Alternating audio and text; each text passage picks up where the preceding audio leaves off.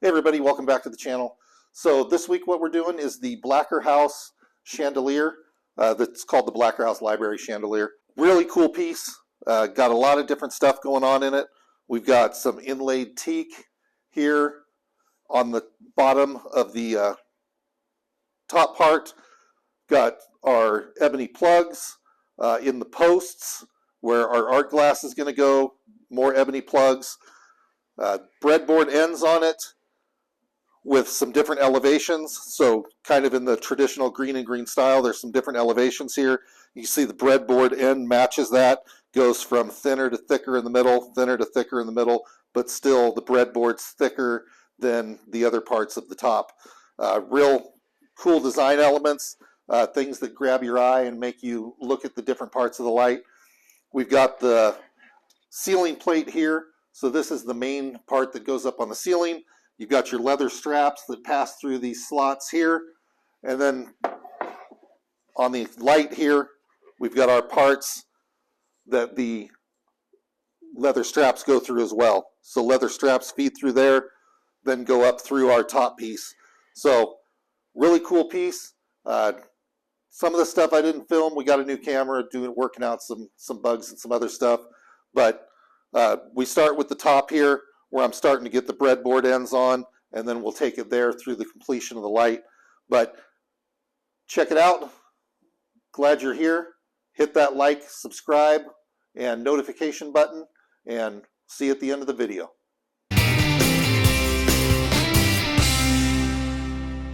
All right, so we're starting off here. I'm gonna glue the breadboard ends onto the top.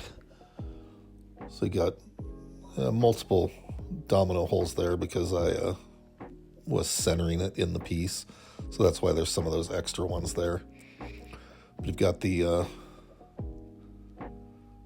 clamps, got some clamp, little 1/4-inch MDF clamp pads there to make sure that it doesn't dent the soft sapele. I mean, it's still a hardwood, but it's softer than like oak. So if you crank down on a clamp, you can dent the wood. So got the breadboard ends on here, gluing them up. You can see they're, those middle sections are a little thicker, taper down to the outside portions there that have the mortises into them for the different inlays and for the ebony. So here we got everything together. So now what I'm doing here is cutting down the material for our posts of the light. So I'm going to rip through these pieces and get all the pieces put together to be able to make the posts for the cage portion of the light. Always like to cut some extras so that I have some test pieces to make mortises in, or whatever the case may be, to make sure that everything is set up the way it should be. So here I got my little crosscut sled, got it set up for the length of the posts. Gonna go ahead and make our cuts. Okay, so clean up one end, flip it around, put the clean end up against it that's been squared off. So again, cut off the bad portion there and square it up. Get all of our posts cut here.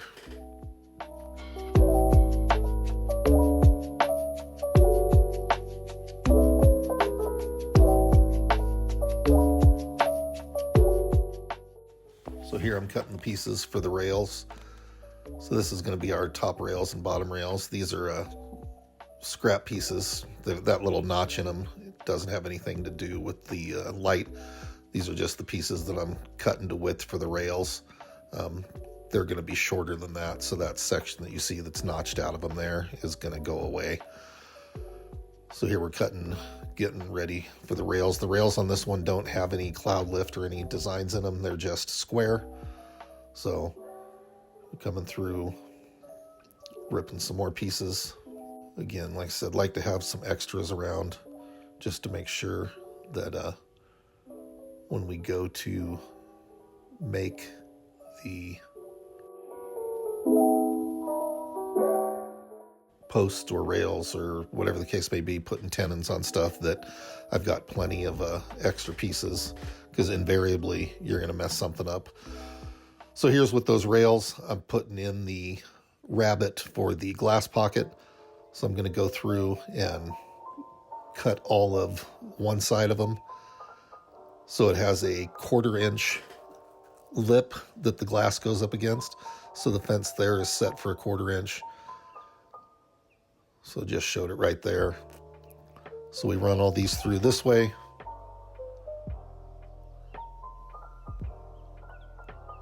Set our blade right. Get that through.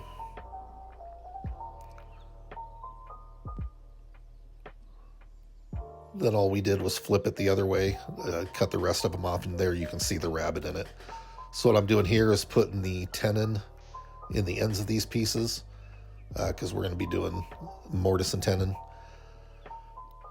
to get these end pieces into the posts. So here we're putting the tenons on all the rails. So again, you can see the rabbet in it there where the glass goes. Getting rid of that extra portion there. Did a little test fit. So here we're back, and now we've got the posts, and we're going to put the mortise into the post that tenon's going to go into. So you can see the stop there, close to the little white circular stop there. Set the leg into there, up against it, and get those mortises done for the tenons. So here's over on the smaller CNC, we're putting in the mortises for the ebony plugs. So come over to the CNC, and that way we know that they're exactly where they need to be. You can see on the post there that I've got them marked out right front. It's upside down, but left side, and then you can see where it says left side on that one there. So I go through and label everything so that I'm sure when I put them onto the CNC that I'm putting the right ones where they go. And we're not, because the mortises for those ebony plugs aren't the same. They're higher on and lower on two of the sides than they are on the other side. So you got to make sure that left front and the fronts and the sides are separated out. So here we're going to glue up our cage. So we've got our post there, got the rails, putting some glue on the tenons there, and putting some glue into the mortises. So we're going to get this post in. Yeah. That just shows you that my tenon was just a touch small, but there was still some friction fit there. So here we are. Put the top one in. We've got our glue on it. And of course, falls over. Just need to get some glue into this. The friction fit was there. It was just a little bit loose. That's why you see it kind of flopping like that. But once the glue's in there, that wood swells up a little bit. Here you can see this one was a little snugger. It was just on that one side for whatever reason. They were just a touch loose. But with the glue on those tenons, it swells up a little bit, fills that. These things were super, super tight when they came out of the clamps. There was no give or play to them at all. So they glued up real well. So there you see me just checking with my finger. You see me checking there to make sure that the rabbet on the rails line up with the rabbet out of the post, so that when your glass pieces go in, it sits nice and flat against the rails and the posts. So you want that nice and flat all the way around and lined up. So we've got this one all done. So it's all snugged up. Now we'll do our other side. And then once they've dried, here we are. We're going to put together the two sides that we've already glued up after they dried, took them out of clamps. And now we're going to do the other two sides. So now we're just joining the sides of the cage that we already glued up and making it the full box.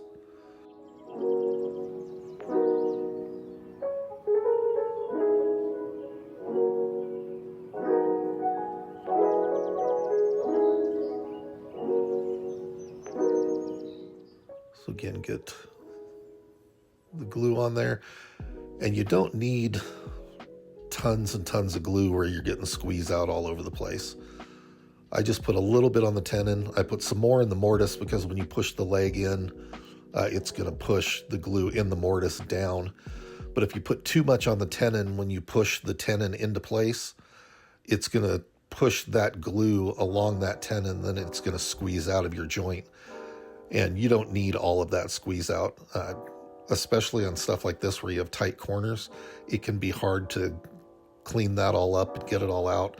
You can take a wet rag or a toothbrush and try and get it out, but a lot of times you can spread glue. When you get it real wet with the water and you're pushing it around, you can spread it around the piece, which can cause you bigger problems. So you're better letting it start to dry a little bit so that it sets up just a little bit, and then you can take like a dental pick or razor blade and scrape it out then, or a chisel. Sometimes it dries and then you just got to take a real sharp chisel and try and clean it up, because it can get hard with sandpaper to clean something up without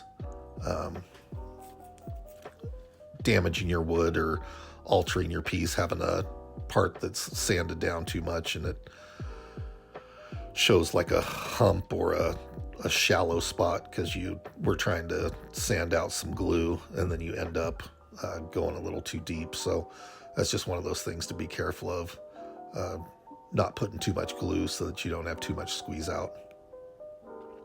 So here we've got the bottom part all clamped up. Now we're going to get some clamps on the top here. Get the clamp on the top and try and hold those clamping pads into place. Snug that up. And again, when you glue your stuff together, you only need to leave it in the clamps about a half an hour or so. Once it's been in the clamps for a half an hour, that glue's set up and it's not going to go anywhere. It may not be completely 100% cured, but it's set up and it's not going to move after a half hour. So you can take stuff out of the clamps in a half an hour. You don't need to leave it clamped down super tight. The other thing that you need to pay attention to is your clamping pressure. You don't need to take your clamps and clamp them down to where God himself could barely undo the clamps. You just need to get them clamped up to where your gap closes up and it's snug. You don't need to like crank down with all of your mighty power, because then you can squeeze out too much glue, especially if you're doing like a flat top glue up. If you squeeze out too much glue, then you're weakening the joint. All right, so now we're going to go ahead. It's been sitting there a couple hours at this point. So we're going to go ahead and get this out of the clamps. Like I said, everything glued up really well. It's nice and tight. No play to it. Probably help to loosen up that other clamp there. And then you can see this is where it's going to go. So now we're putting the ebony plugs into their mortises there. So a little bit of glue. It doesn't need a lot. Again, this is these ebony plugs are pretty much press fit in. I got a little glue on the outside, so I just kind of cleaned it up there with the sandpaper. But these ebony plugs are press fit in. So they're about 5/1000ths of an inch bigger than the hole that's cut for them. So they pretty much press fit in pretty snug. So generally they're not going to fall out, but this does face down. This is the portion of the roof there that's going to be facing the ground. So over time, technically, if there was no glue, I guess gravity could pull them out. Generally, I have to tap them in, and those corners have a little bit of a round over to them, and then the plug is square, so it also presses in there.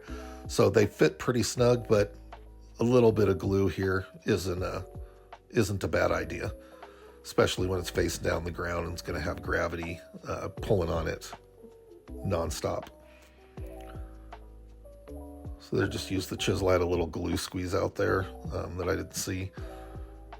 So you just used the chisel right there, cleaned up a little bit of glue around it. So here I am polishing up some of the ebony. So get it on the one side of the buffing wheel there, where it's got a little bit of media to help polish it, and then the other side we clean it up and get it polished. Here I got a little jig set up for cutting the ebony plugs. So there's cutting them up and getting them set, and then I bring them onto the jig here, and with a chisel I chisel a little bevel that's going to give it, like I said, because it's 5/1000ths of an inch bigger than the mortise that I'm putting it into, it needs to have a little bit of a bevel to get it started. Without that little like ramp kind of bevel chiseled into it, I wouldn't be able to get it started in the mortises. So with that little bevel on there, you can see I'm able to just set it into the little mortise there and tap it in. These ones I don't do any glue because they're not facing the ground. They're perpendicular to the ground, so gravity's not acting on them trying to pull them out. And again, you can see how I've got to tap them in to get them in. So those ones aren't coming out or going anywhere. So we've got all our ebony here now in all 4 sides.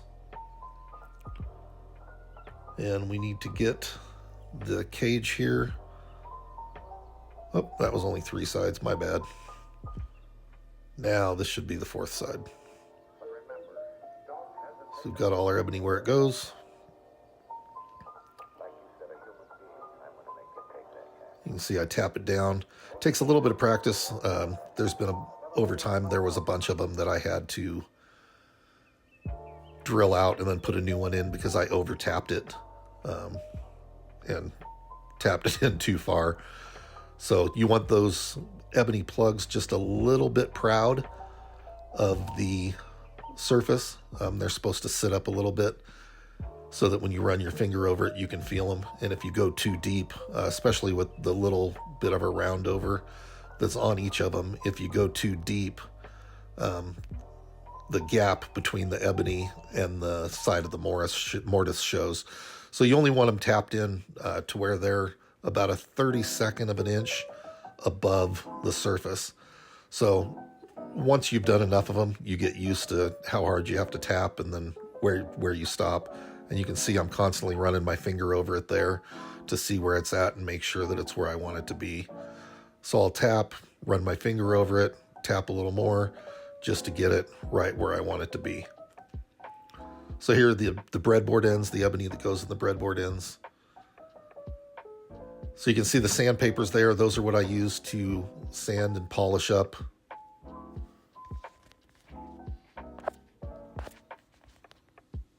the portions of the ebony before I take them over to the polishing wheel.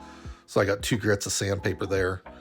So I'll run it across the 180 and then run it across the 320 and then take it over to the buffing wheel. Like I said, there is a video on the channel that shows how I make all the ebony plugs, if you want to check that out. Here we have the hanging bar ceiling plate. So this is the portion that we talked about in the beginning when I was showing the light. This is where the leather straps hang from those hanging bars there. Those kind of lightning bolt shaped, cloud lift shaped openings in the portion that I'm chiseling out square. So I'm just getting that cleaned up and chiseling it out square so that when it slides down over the ceiling plate there, those corners aren't going to keep it from sliding all the way down. So just cleaning up those corners from the router bit, because the router bit has it was a 1/4 inch router bit, so it's got an 1/8 inch radius there that we need to clean up. So here, getting that thing popped down into place. Then we're going to do the same thing with the other side here. Get that little 1/8 inch radius cleaned up, get it out of the way. So this one will pop right down into. So we get those cleaned up. Get that extra wood out of there, excess wood out of there. And then same thing, we're gonna go ahead and put it on here, pound it down into place. Get it right where it needs to be. We will countersink and drill a couple holes here so that there's a mechanical fastener as well as the glue that I put on, because this is going to have the weight of the fixture hanging off of it, and the glue is going to be strong enough to hold it, but I like to always put a mechanical fastener as well, just for safety's sake. It would probably take an earthquake or an act of God for that glue to separate, but you never know. So just to give a little bit of extra mechanical fastening strength there, go ahead and countersink and put in some screws. So those are just 1.25" screws. So we got those in, and then we're going to take the sander and just flush everything up here so that when it sits up against the ceiling, everything sits flush. And of course, in my laziness, I didn't stick the vacuum hose on there, but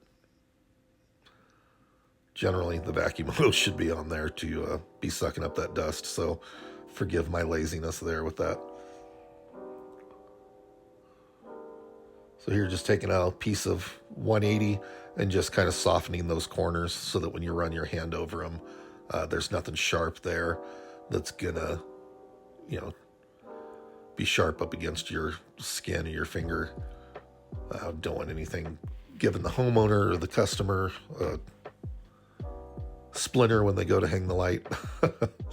So get that all cleaned up, flip it over, do the same thing here. Just make sure everything's cleaned up. Everything's nice and smooth. Nothing's pushed up from putting those pieces together.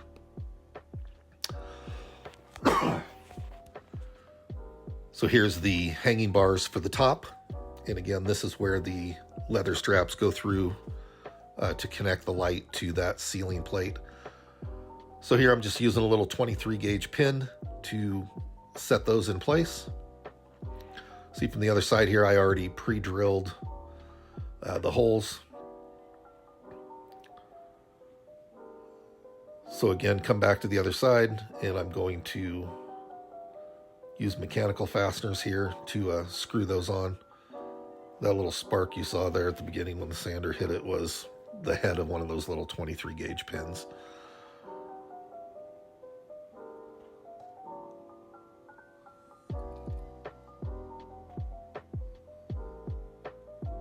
So we're gonna get these things mechanically fastened. Just using my little square finish sander here to get cleaned up right up against that edge where that thicker part comes up to it. Now we're gonna get our screws, and we're gonna screw in. So there you see, I was just checking the length of those screws. I thought they would be long enough. When I put in this first one, I think I found that it wasn't long enough. So then I went to a longer screw. So as I go to put this in, it just turned. It didn't really grab it. So I grabbed a bigger screw and put that in, but then my problem was it split the hanging bar because I didn't go back and pre-drill.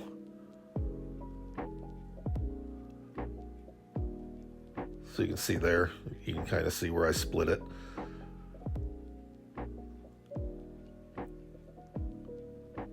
So I'm going to go here, go into the center where I know that it's nice and thick. It's split out close to that end because I didn't go through with the drill bit and pre-drill the hole. I thought I could just, because Sapele's a little softer, I thought I could just put the screw in and it would sink in, but of course it didn't. It was close enough to the end that it split it. So I'll show you how I fix that here in a second. But so here in the center where there's a lot of meat, I pre-drilled. The drill bit went down into the hanging bar. So countersunk those and put those in because the top's going to be right here against this. So we've got screws there. I went ahead and pre-drilled that out to make sure that I didn't split any of the other hanging bars. So got this pre-drilled, got our screws, and we're going to go ahead and get those screws in so that we've got 4 things. So you see there, got just a regular small drill bit and went ahead and pre-drilled those so that we didn't split anything else and I didn't create any more work for myself. That's the thing, remember, like I've said before, even if you make a mistake, they're never fatal. Yeah, sometimes you got to remake a piece, but generally there are fixes. You can create plugs, Dutchman. If it's just like in that other top piece that I split, I sink your screw in a little bit so that it opens the joint up, put glue into it, and then pull the screw back out so the joint closes up, put a clamp on it. And especially like that, if it cracks along the grain there, when you put the glue in and you clamp it back together, that place that it's split is going to be invisible after the glue dries and you sand it. You're not even going to know that it was ever there. So that's what I'm going to do here. I'm going to get some glue. I put the glue in that little spot where it's cracked. Of course, I got to clean up the glue because there was some dried in the tip there. But you see there, I'm just putting the glue in, and then I'm using my finger to press it down into the opening. I'm going to go over here and get a little clamp, bring the clamp back and clamp that up. There'll be a little bit of squeeze out. But once that dries, it's never going to show that it was there. And the glue is actually stronger than the wood, so there's really not any type of issue with that. So now that that's clamps on there, we got that glued up, we're going to let that dry while we attach the top to the cage. So here we bring the cage over. You can kind of see those mortises there. Because those little middle sections there are thicker than the sides, we had to put those mortises in, and then on two of the sides, the rails sit down a 1/16 of an inch, and then on the other side, they sit flush.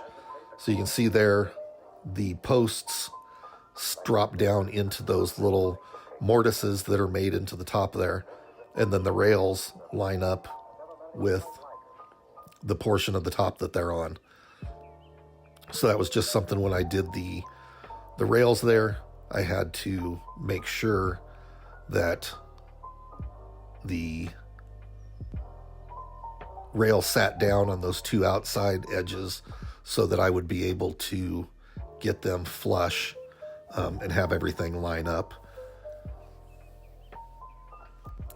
Next time I might just mortise all the way across there so that the whole rail drops down into it, and then everything can just be made flush with the top. But it still came out great. Everything sucked up nice and tight. Not going to be any light leaks or anything else. It came out really good. So here I have a little countersink, just going through and countersinking the top of all of those holes so that when we put our screws in, it doesn't split the wood. When you've got a regular screw head that has the bevel on it, or the V to the screw, when you go to put those in, if you haven't countersunk your screw holes, that V going into your wood is going to want to split your wood along the grain. So if you can, you always want to try and countersink your pieces before you put the screws in so that you don't have an issue with splitting the wood out. So here we're just going through, putting in our screws, getting that top attached.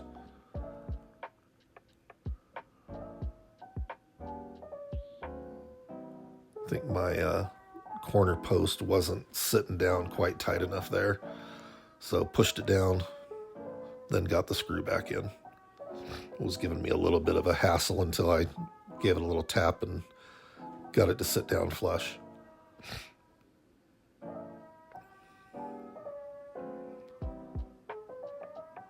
So again, we got 3 mechanical fasteners down each side.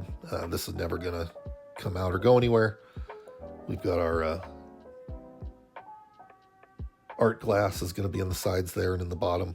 So just making sure we have everything together so that it's all good to go.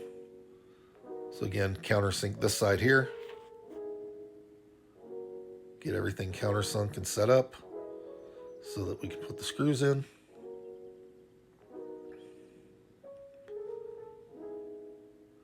And try and find my mallet here. So Make sure everything is flush, set square where it's supposed to be.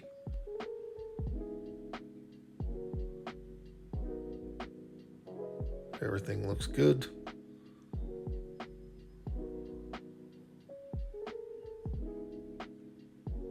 Still wasn't completely happy with it. Make some adjustments. Get our screws in. Start with the corner and then work my way across.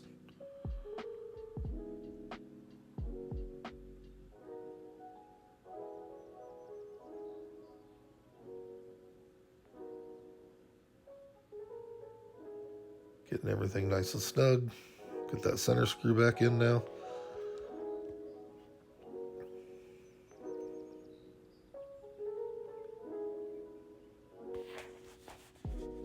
And everything's looking good.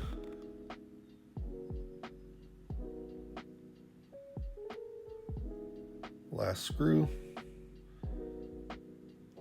And our cage is attached to the top.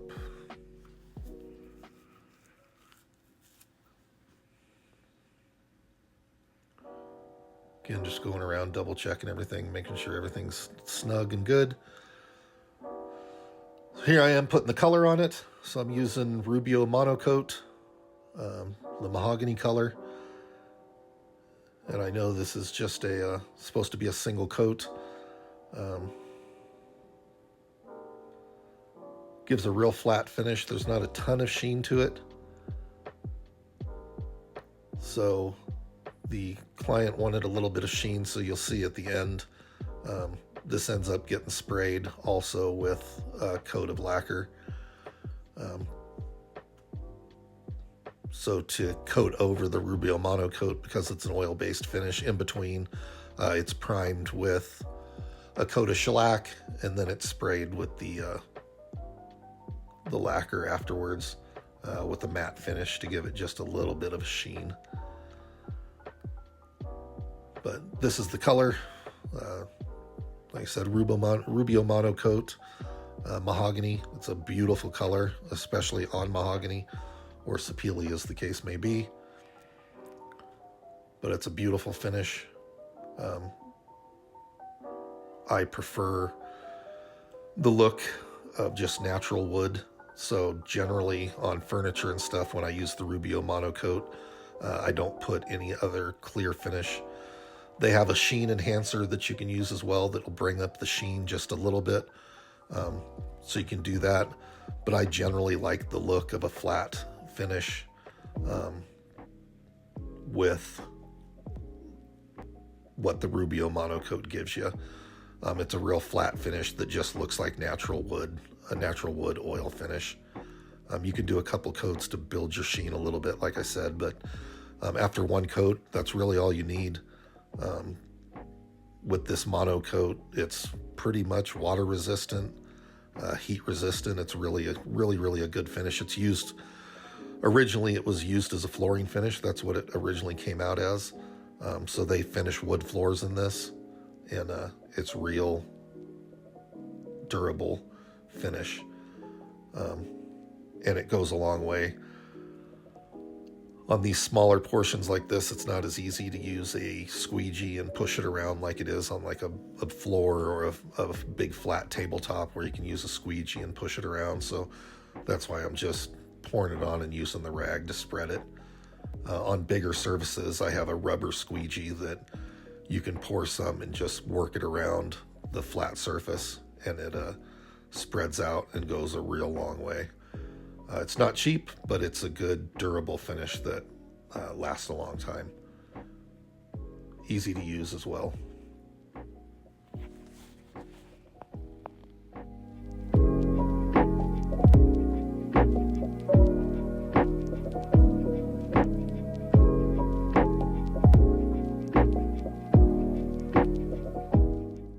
Sometimes in some of those little tight areas where there's corners and stuff, it's a little easier to use a little acid glue brush, or if you've got some of the little cheap paint brushes, the chip brushes, the little wood handled ones you can get for real cheap at Home Depot or Lowe's. You can use those to get into all those corners. I didn't have any of those, but I have these little acid brushes, the little glue brushes from Rockler. So I just got those and used those. There you saw me using some air to blow out the where you have gaps and stuff and stain drops down into them. If you get your air hose out, you can blow any finish out of those things. That way the finish doesn't build up and won't be super tight or super messy there.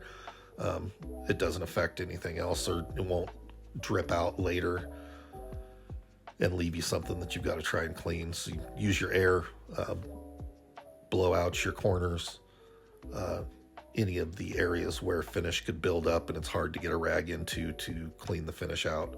You just use your air and just blow it out. Same thing where it like soaks in around the ebony and stuff. With the air, you blow it out and it blows it out of any of those areas. So again, with the mono coat, just put it on, let it sit, soak in for a minute, then wipe it off. Real easy finish to use. Here, just getting on the inside of those rabbets. Getting all of that done. Making sure that all the surfaces are covered and protected. You always want to make sure that all sides of your project are finished. If one side's left unfinished compared to the other side, you can get some cupping or bowing because the humidity or moisture in the air is going to be absorbed differently by the piece depending on where you're at. So here I've got the, I believe here I'm spraying the sealer. It's just de-waxed shellac. So there's no wax in it that's going to mess up the adherence of the lacquer to it. And the shellac gives a good seal coat. So getting that on, getting it all sealed so then I can come back, spray the final coat of lacquer and have it all done.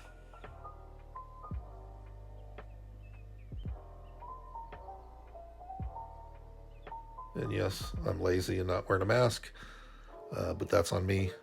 The shellac's not really non-toxic.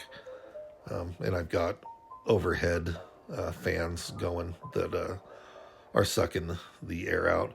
So here I'm coming back with the lacquer.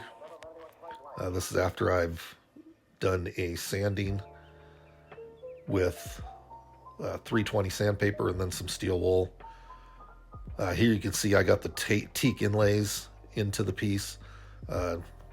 With the new camera, I had hit record, but it didn't take right away, even though it beeped at me. So that portion, putting in the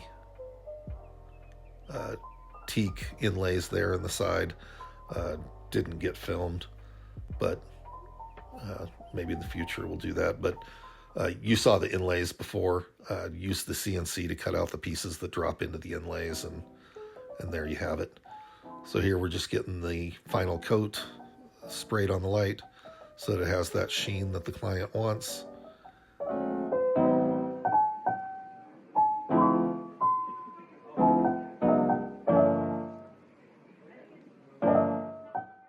So a really nice, pretty piece. Got our final spray on it here. And then again, it looks kind of glossy going on because of, you know, it's going down wet. But as this dries, this is a matte finish, or it's a Sherwin-Williams lacquer. It's called dull rubbed effect. So it looks like a finish that you've rubbed out with 4/0 steel wool. So when the lacquer dries, that's what it looks like. It looks like you've taken steel wool and rubbed out your finish to like kind of a satin matte finish. Real easy finish, sprays nicely.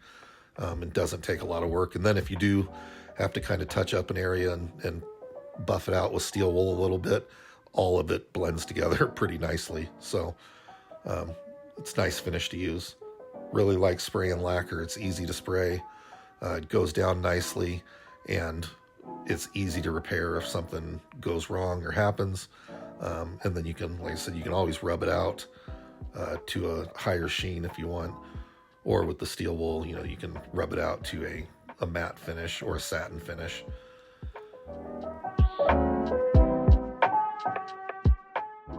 everybody, hope you enjoyed the video. This was a real fun piece to build. All of this Greene and Greene stuff, when you start seeing the details come together and you start getting the finish on it and the ebony plugs in and you see those finished details, that really brings forth that satisfaction as you see your piece come together. Again, like, subscribe, it helps the channel out, helps us out. And if you have any questions whatsoever, please don't hesitate to put them down in the comments below. We look at all of those and we answer them the best we can. I don't think I've missed any yet. So please, if you have any comments, questions, things you'd like to see, please let us know. I've got some cool stuff coming up with the table. I'm about to start the top on the table for the Freeman Ford serving table. That's a 2 foot by 7 foot top that's going to be on that table. So we're going to start gluing that stuff up and then starting to work on the inlays and stuff for that. So some exciting, cool stuff coming up. Glad you're here with us. Glad that you're checking this stuff out. Please let us know if there's anything else we can do to make these things better, make your learning experience better. Keep up the good work and stay in the shop. See you soon.